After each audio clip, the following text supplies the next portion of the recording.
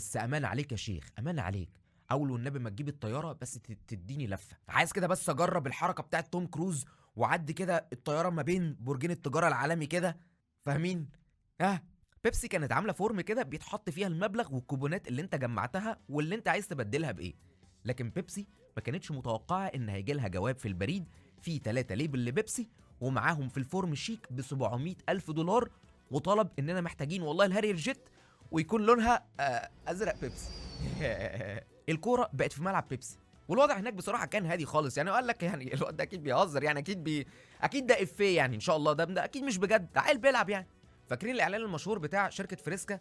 يعني تخيل انت مثلا مدير في شركه فريسكا ولقيت طلب وجواب على المكتب بتاعك كده اول ما جيت الصبح من شاب فعلا عايز مارادونا يوهبه في خاده. اكيد هتاخد الموضوع بضحك طبعا وهتقول ده بيهرج. جون بقى سرح بخياله وقال لك يا ترى فعلا هيكون في لون ازرق بيبسي، ولا يعني هاخده سيلفر بقى زي بقيه الطيارات. ويعني العشم بصراحه عمل معاه حاجات يعني مش احسن حاجه يعني.